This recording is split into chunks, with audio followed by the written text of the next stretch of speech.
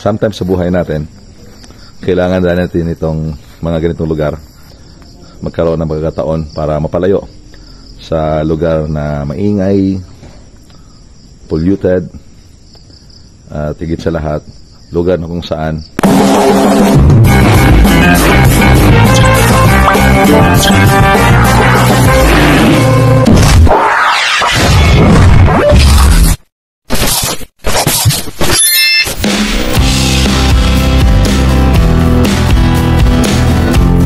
isang mapagpalang araw sa ating lahat at araw ng Lunes, August 26, and it's holiday.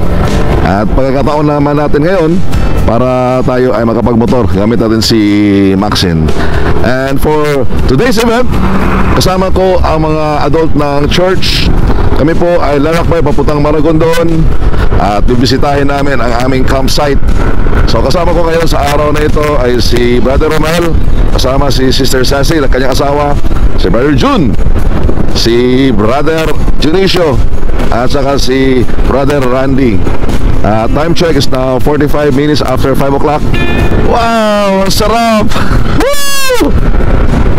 Ang lamig!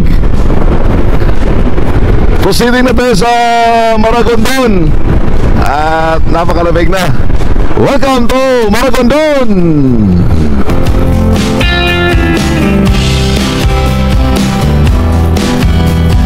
So, kakaliwa na tayo dito ngayon sa Petron. At gagamit tayo ng bypass road going to campsite.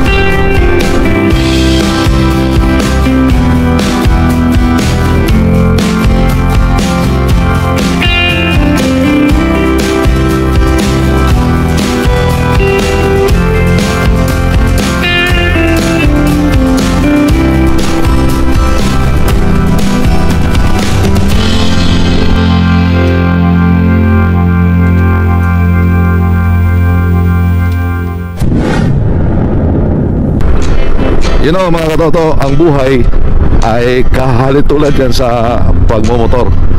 Una, ang buhay ay dapat merong direksyon. Meron tayong direksyon na tutunguhin. Hindi lang tayo basta-basta bumabiyahe na walang direksyon, walang guide.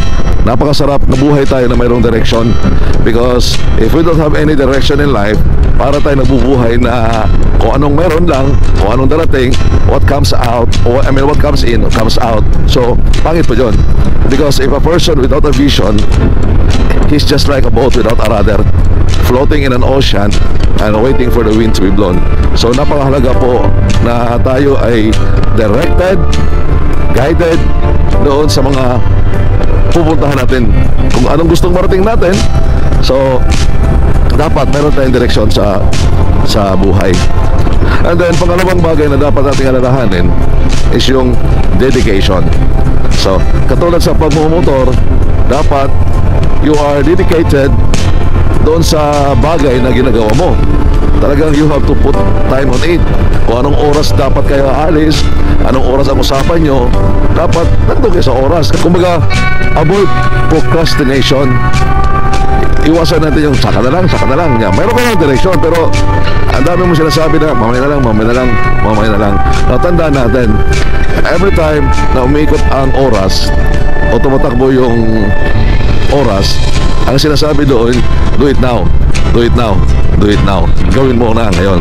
Kasi we don't know what comes tomorrow. Sayang naman na mayroon kang isang gustong gawin, tapos hindi mo ginawa, at the following day hindi mo na pala kayang gawin. And lastly, na pwede i-consider natin is yung tinatawag nating determination. Now, sa daan, sa pagmumotor, hindi lahat ng daan maayos. So katulad kanina sa dinadaanan natin, mayroon po mga daan na lubak, may mga daang sira, di ba? So kung ikaw ay hindi determinado doon sa gusto mong mapuntahan, sumuko ka, umayaw ka, ay talagang walang mangyayari sa'yo. Tandaan natin, rough roads are part of the main road. Hindi naman lahat siguro yan rough road. Katulad nito, may mga rough road tayong nadaanan, pero hindi lahat rough road yan. Meron pa rin pagkakataon na bandang unahan ay okay na ang daan. So meaning to say, instead of going back, be determined to achieve your dream. Be determined to reach your goal. Never give up. Whatever circumstances na pwede mong maranasan habang ikaw ay bumabiyahe o lumalakbay sa buhay, dapat tuloy-tuloy ka lang. Andito na tayo sa Pantihan 4. Tatambay muna kami dito sa gotohan ni Inay Belet.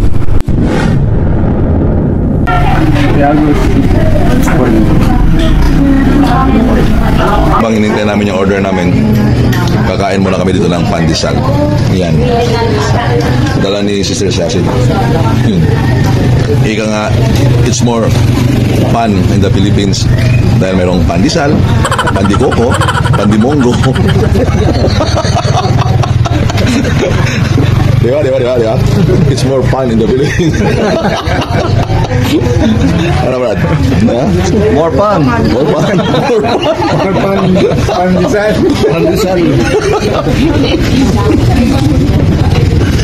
Ang sarap sa pandesal pag bago pa, no? Kasi pag luma na, hindi na siya pan, sad disal. Hindi na masaya, nakalungkot na. Na ang order namin. Yun. Lord, salamat po namin.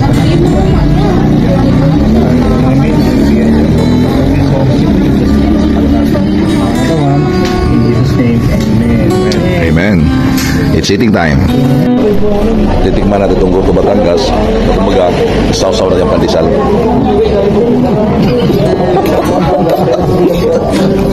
Walang kape. Ito na yung kape natin.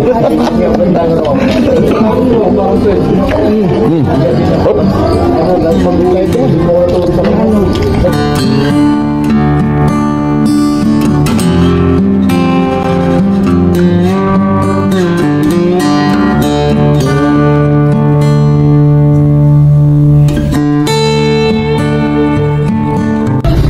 Ano masasabi mo, Brother Junicio?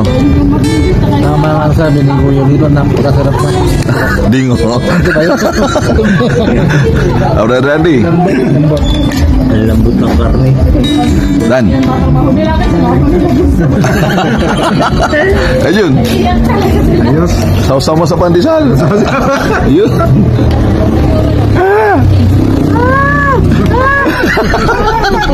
Hindi na magaling. Well, Sarap yung goto ni Inday Cecil.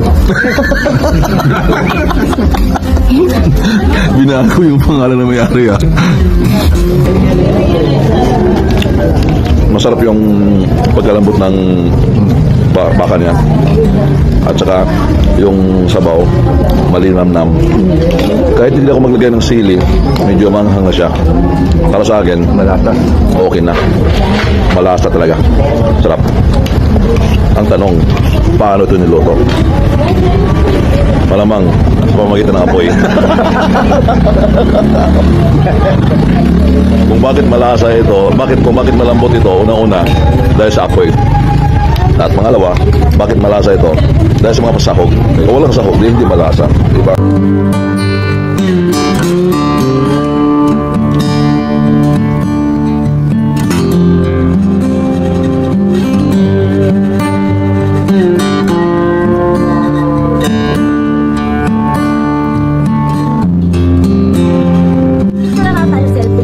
Si Inay Belet. Yan, kung gusto niyo makatikim ng masarap na goto Batangas, hindi niyo kailangan pupunta ng Batangas. Goto Margondon lang. Salamat po. Bye-bye. Salamat po sa inyong pagsaya.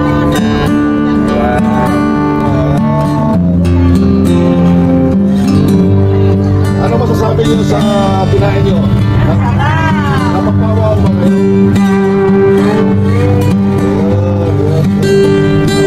Ingat kayo. Let's go! Right!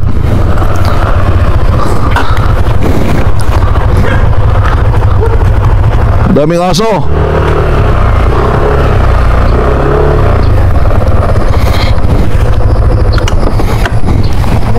Wow. Silipin natin. Daming aso. Hello. Come.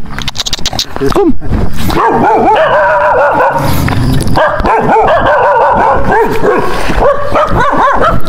Oh, tahol ng tahol pero lalapitan ko, tatakbo. Oh. Ha? Hindi kayo pwede gwardiya rito. Lumapit ka? Ha? Ha? Ha? Go, go, go, ha? Ha? Go. Go, go, go, go. Ha?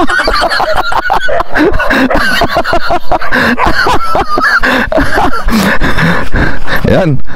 Ang daming mga saging. Saan yung saging na gustong pipitasin? Saan dyan? Oo. Ano na? Pwede na ba yan? Ah, ito, puso. Sa lahat ng puno sa mundo, ito lang yung maramdamin dahil may puso. Saging dahil may puso. Okay, so ito yung mga condominium. Hayari na pala. Sa 2, 3, 4, 5, 6, I think 7 na unit itong sa side na ito. So in the future, kapag magamit itong campsite na ito, yung mga campers ay pwede mag-stay dito sa mga condominium nito. Ayan. So I don't know exactly kung ilang tao ang pwedeng magkasya dito sa condominium. Silipin natin dito sa loob kung ano na ang status ng construction. Ayan. So pwede nang gamitin tong lugar na ito. Linisin lang ito. Tapos pwede nang lagyan ng mga tent. Ito lang yung peligro dito. Kasi pag hindi natin makikita yung gilid nito,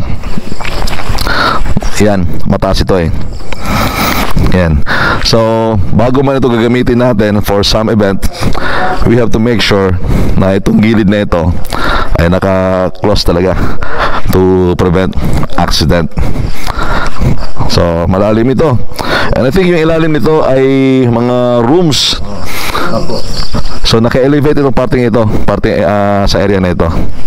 So yung kanyang bubong ay insulated na siya. Yung trusses niya ay naka double angle. Yan. So solid ang paggagawa. So masukal pa ang area na ito. Last time na pumunta tayo rito, nilinis natin ito, di ba? Oo. Ngayon masukal. Mahaba na naman. Mahaba na yung mga damo. Isa lang ibig sabihin nito, Kuya John, pupunta tayo ulit dito pag nilinis. So shout out kay Jimmy. Siya po yung pinaka master dito pagdating sa pag-welding ng ating mga trusses. Alright.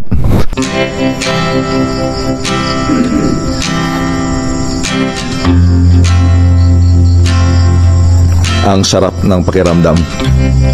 Wala kang ibang marinig kundi ito. Napakatahimik. Yun, huni ng ibon, tunog ng kuligdig. So kung gusto mo ng katahimikan, mapalayo ka sa lugar na maingay, dito sa campsite.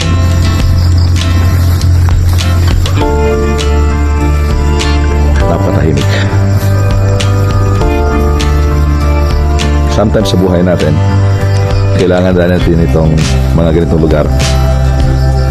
Kailangan din natin na magkaroon ng pagkakataon na makapagpahinga, magkaroon ng pagkakataon para mapalayo sa lugar na maingay, polluted, at higit sa lahat, lugar kung saan napupuno ka ng stress.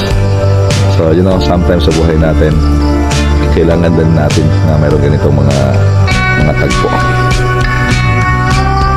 Wow. Oh. Ang sarap.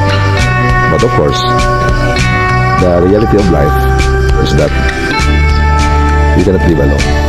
Still, kailangan pa rin ng mga tao na sa paligid mo, because sabi sa kasabihan that no man is an island. You need someone for you to become someone. Right. Ano masasabi nyo sa campsite natin? Ano po? Nakakatuwa. Medyo matapos-tapos na. Malapit na. Oo, kompleto na yung bubungan. Malapit na. Hey John, ano masasabi mo? Okay lang, medyo malapit na. Oh, shout out kay Pastor. Shout out, Pastor. Shout out.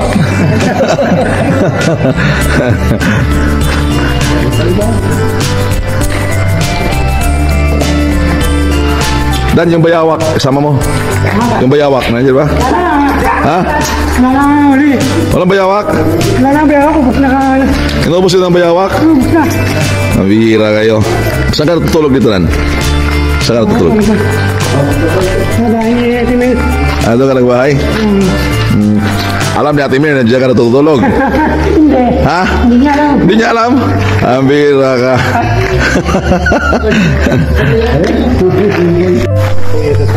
So, ito yung iuwi namin. Mayroong saging at saka mayroong papaya. Malaki-laki yung compartment na ito eh. Ito. Ito yan.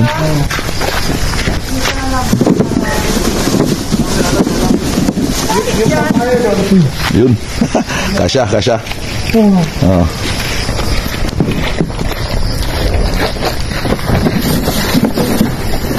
Yan. Uwi tayong saging.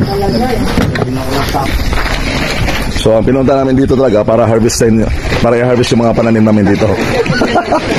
So, ito po yung mga harvester. Ayan na. Ayan. Party-party na. Nag-party-party na kami sa ani namin. Yan.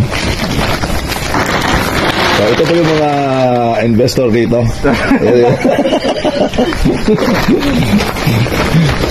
Kinukuha na namin yung aming mga pinapananim dito. Kasi nasasayang lang eh. Nabubulok lang yung mga saging dito. Minsan yung iba doon nahuhulog lang. So sayang sa sobrang daming puno ng saging. Ayawan ko ba? Para napabayaan lang yung iba. So tayo naman, since tayo ay masinop sa pagdating sa pagkain, hindi natin pababayaan ito. Hindi natin pababayaan mabulok. Iuwi natin ito. Ano, pati maliit na papaya kinukuha oh. Kaya na ba yan? Maliit pa yan eh. Oo. Tingnan mo. Kung mayroong malunggay dito, hina-harvest na rin.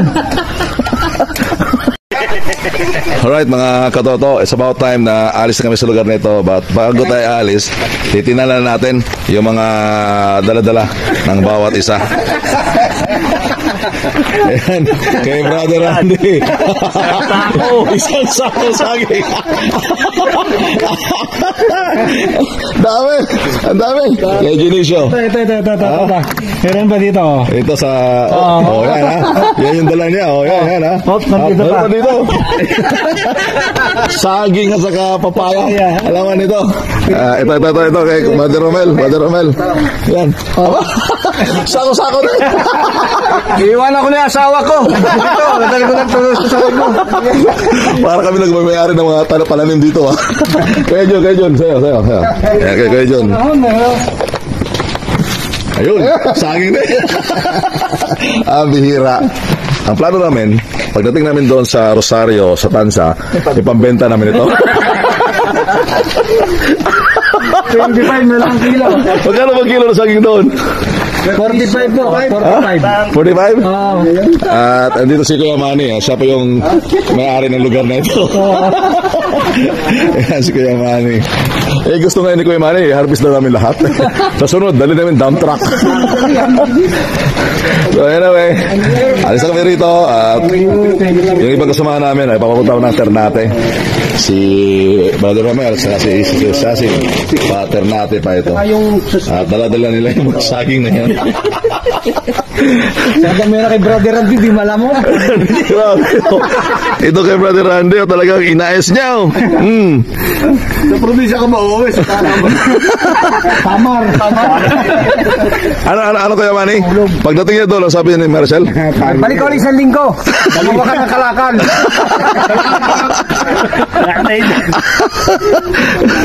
Grabe oh. Sulit na sulit. Bawing-bawi yung paggasolina natin ito. Subo pa. Yung saging, pagpagalan na lang, no? Pag mahulog.